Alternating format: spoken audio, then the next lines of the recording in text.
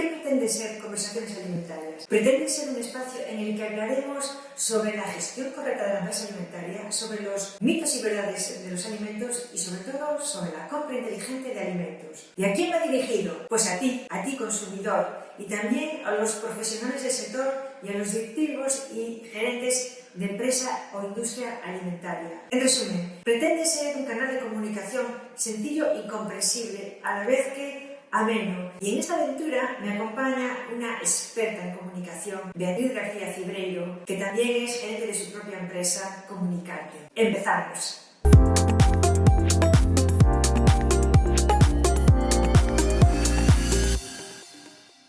Muy buenas, Esther Vázquez Carracedo. ¿Qué tal? ¿Cómo llevas estos días? Pues esperando buenas noticias, como todo el mundo, me parece. Buenas noticias creo que son las que tenemos, entre otras cosas, que estamos ya con el programa número 10 de Conversaciones Alimentarias. O sea que la verdad es que un proyecto que está cogiendo forma, que está creciendo y que hoy vamos a seguir descubriendo pues, nuevos términos relacionados con el sector de la alimentación y con la industria alimentaria. ¿Qué te parece si empezamos por el primero de los términos? La acrilamida. Una palabra perfecta para hacer trabalenguas y no sé si nos puedes ayudar a saber lo que es. Pues la acrilamida es un compuesto que se forma en ciertos alimentos cuando estos se someten a temperaturas superiores a 120 grados y que además tienen una baja humedad. Estos alimentos típicamente son los cereales, la patata y los granos de café. Todo lo que derive de estos alimentos que además sometamos a temperaturas en frituras, en horneados o en tueste, son susceptibles de formar acrilamida. ¿Y cómo sabemos, cómo podemos saber si una sustancia, o sea, si un alimento tiene esa sustancia? Aquí lo interesante no es saber si la tiene o no, porque no nos podemos deshacer de ella, sino que no pase los límites máximos recomendados y legislados. Esto solo lo van a hacer las empresas con análisis de laboratorio. Pero para andar por casa, la regla general sería, cuando frías patatas o hagas alguna repostería o un horneado, hazlo con la temperatura mínima posible y el tiempo mínimo posible para alcanzar el resultado que tú buscas. Ejemplo, en una tostada, en una tostadora, no dejes que llegue ni a quemarse ni a que adquiera ese color amarillo que te indica un sobrecalentamiento. Entonces aseguras que los niveles de acrilamida van a estar bajos. Claro, intuyo con esto que la acrilamida puede tener efectos nocivos en la salud. Sí, por eso se legisla. Está considerada como un contaminante, por tanto, es un peligro que está en la cadena alimentaria. Ya en el 2013 la Unión Europea recomendó a los Estados miembros que empezaran a hacer estudios, a ver de cómo estaban estos niveles. ¿Sí? En el 2015, tras haber hecho un estudio con animales, ya se dedujo que podría aumentar el riesgo de padecer cáncer. Y en el 2017 se legisló. ¿Y cómo debemos, o sea, debemos desechar entonces los alimentos que vemos que están así como tostaditos, ¿no? Que muchas veces decimos, uy, esto está ya muy tostadito, pero nos lo comemos igual. ¿Debemos desechar esos alimentos? A ver, la acrilamida la vamos a tomar igual porque se forma sí o sí. Las partes quemadas ya no se deberían de tomar y luego intentemos que no se lleguen a ese amarillo de que ha tenido un sobrecalentamiento. Vale, interesante recomendación, porque es cierto que hay muchas personas que les gusta, pues eso, las tostaditas, las patatas fritas muy tostaditas también, así con ese color. Así que ya sabemos que, bueno, que tenemos que tener cuidado con nuestra salud y en esos casos, pues buscar las patatas menos hechas. Seguimos con los temas que tenemos planteados para hoy y retomamos uno que ya hemos hablado de él en capítulos anteriores, que es sobre la seguridad alimentaria y relacionada con la empresa alimentaria. Y vamos a hablar del término Food Defense. ¿Qué significa este nuevo término? Pues Food Defense hace referencia a un plan o sistema o aquellas medidas que tiene que implantar la industria alimentaria para producir alimentos seguros, que no es lo mismo que el APPCC, el análisis de peligros y puntos críticos de control que tienen todas las empresas alimentarias, que también es para producir alimentos seguros. Pero entonces, ¿cuál es la diferencia entre ambas? Vale, en el APPCC implantamos medidas para combatir esos contaminantes o peligros propios de la cadena alimentaria que están en los alimentos. Por ejemplo, sabemos que en la carne hay agentes patógenos y por eso tenemos buenas prácticas durante la matanza, durante la manipulación, por eso lo cocinamos o lo curamos o lo salamos. Entonces son agentes propios. Vale. En Food Defense implantamos medidas para evitar que alguien pueda cometer una contaminación de nuestro alimento de forma intencionada. Es decir, hablar de un plan Food Defense es hablar de un plan contra el bioterrorismo. ¿Y es obligatorio tenerlo en el sector alimentario y la industria alimentaria o todavía no son obligatorios? ¿O uno sí y otro no? Vale, el APPCC es obligatorio en todas las industrias alimentarias. En la Unión Europea, tener un plan Food Defense a día de hoy no es obligatorio. Sin embargo, para aquellas empresas que están certificadas sobre normas de las que ya hemos hablado, de gestión de la calidad alimentaria, como la BRC, la IFS o el Sistema de Seguridad Alimentaria 22000, desde hace unos años sí es uno de los requisitos de esas normas. ¿Y por qué? No sé si nos puedes contar por qué se hizo obligatorio de unos años para aquí. Pues sí, tiene una explicación y todo esto sale del atentado de las Torres Gemelas en Nueva York en el 2001. A partir de ahí, American quiso poner de frente a todo lo que sea terrorismo, viniera por donde viniera, incluso por la vía alimentaria. Entonces, allí las empresas alimentarias sí obligatoriamente tienen que tener un plan Food Defense y todas las empresas que quieran exportar alimentos a Estados Unidos tienen que tener ese plan implantado en la empresa. Y en este caso, si yo tengo una empresa alimentaria y quiero exportar y no tengo este plan de Food Defense, ¿cómo lo tengo que hacer o quién me lo tiene que hacer?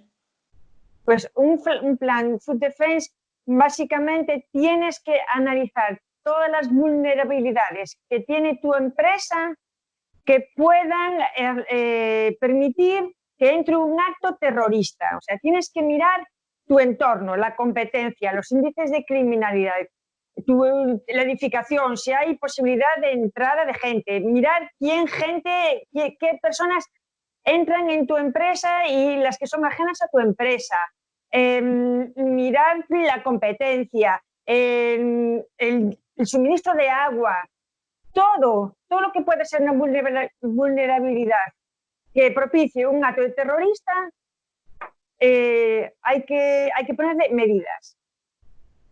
Claro, o sea, me parece, desde luego, igual aquí lo vemos un pelín lejano, ¿no? Lo vemos todo como muy, muy americano, pero sin duda está claro que tiene que primar la seguridad no solo alimentaria, sino la seguridad de las personas, que al final es lo que aporta valor.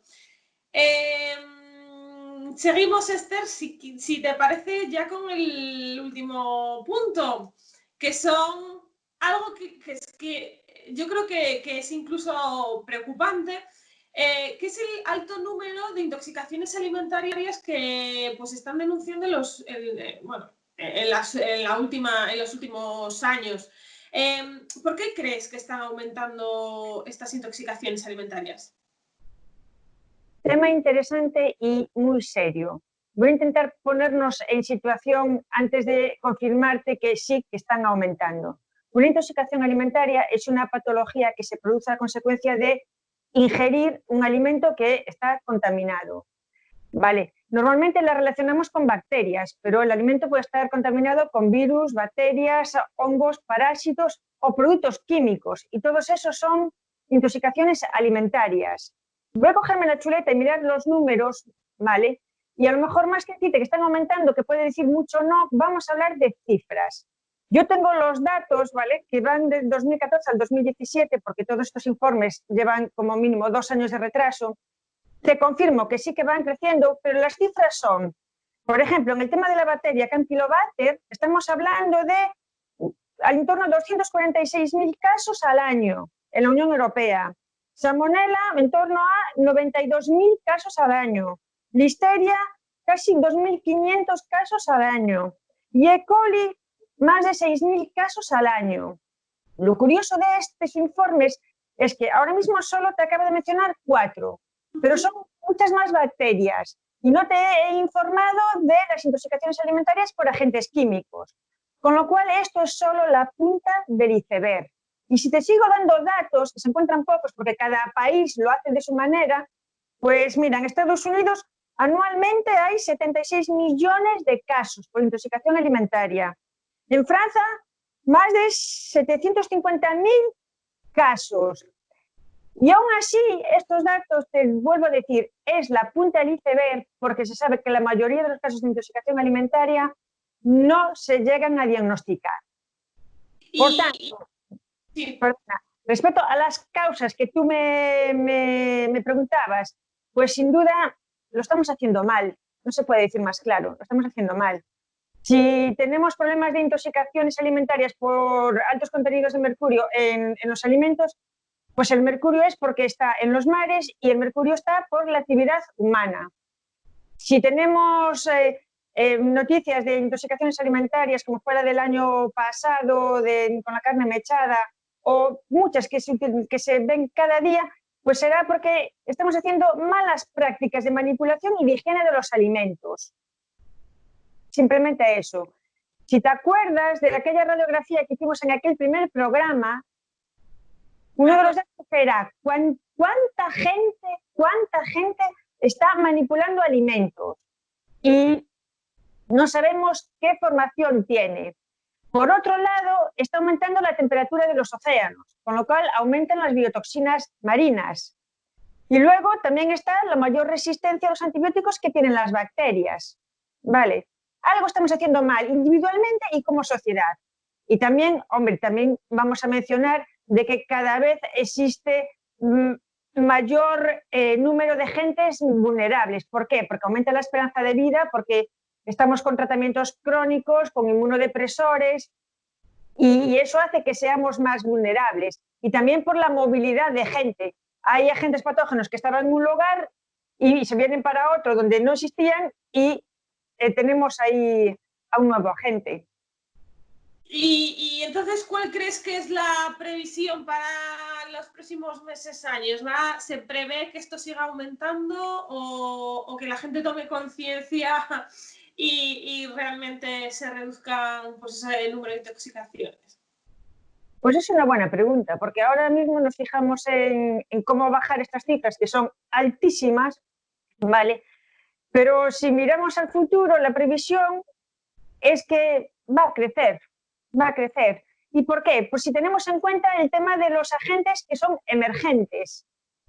Mire, te pongo un ejemplo. Hasta recientemente, la bacteria Listeria no se hablaba de ella en la legislación, no se empezó a legislar hasta el 2005. Sin embargo, ya hay viejas conocidas con la Salmonella que en el 92 ya se hablaba de ella. Un ejemplo clarísimo y actual de organismo emergente es el COVID-19, ¿vale? Que produce zoonosis porque de hecho ha saltado del animal al hombre y hace enfermar al hombre. ¿Qué pasa? La enfermedad del COVID-19 nunca aparecerá en los informes de intoxicaciones alimentarias porque no se transmite por vía alimentaria. Bien, pues se hizo un estudio bibliográfico recogiendo todos los casos de muchos años, ¿vale? Y se ha llegado a la conclusión de que los agentes emergentes que se van a transmitir por vía alimentaria están muy relacionados con el cambio climático, los cambios que se están haciendo en la agricultura, la demografía y el movimiento de los humanos en el mundo. Bien, esto todos sabemos que va a ir a más, con lo cual no parece descabellado predecir que va a ir a más. O sea, que esperemos que también que en algún momento alguien tome medidas, ¿no? Para controlar todo este aumento de intoxicaciones. Que, por cierto, ¿dónde suelen ser más frecuentes? ¿En hostelería, a nivel industrial o en nuestras propias casas? Porque a veces asociamos intoxicación alimentaria con hostelería y no sé si es correcto o no. Bueno, la verdad es que depende del estudio que mires. Va a depender mucho de qué zona estemos hablando. Si estamos hablando de una zona muy turística o de un país como Estados Unidos donde se come mucho fuera, ¿sí? La mayor parte de las intoxicaciones alimentarias se dan en restaurantes. Claro. Vale. También es cierto que en los hogares el número no es nada despreciable, pues estarían a la par, ¿vale? Lo que sí que parece cierto, ¿vale?, es que en donde menos se da es en productos industriales. Claro, se preocupa más seguramente de las medidas que tienen que seguir. Y en todo caso, si estamos ante una intoxicación, ¿cómo debemos actuar? A ver, la mayoría de las veces pasa desapercibida, ¿vale? Si te da con síntomas de vómitos y diarreas, si no son muy intensas, pues la gente lo pasa en casa y nadie se entera. Pero sí que hay que tener en cuenta de que si estos vómitos y estas diarreas las tiene una persona mayor o un niño, la posibilidad de deshidratarse es mayor. Con lo cual, no te voy a decir que urgentemente vete a urgencias en el hospital, pero ahí ya es más importante. Como mínimo, llama al 061, como mínimo. Y también es importante, si sospechas de que estás teniendo una intoxicación alimentaria y sospechas que es porque ha sido que viene de un banquete o de una celebración grande, yo lo que haría es avisar al anfitrión o empezar a compartir esta información, no vaya a ser que otros invitados estén teniendo los mismos síntomas y de ahí ya empieza a arrancar una investigación. Claro. Pues, Esther, sin duda ponemos el punto final a este 10º programa de Conversaciones Alimentarias con un tema que pues daría para seguir bueno, hablando largo y tendido. Si te parece, nos despedimos por este 10º programa y nos vemos en el próximo. Un saludo, Esther, y muchísimas gracias. Otro para ti.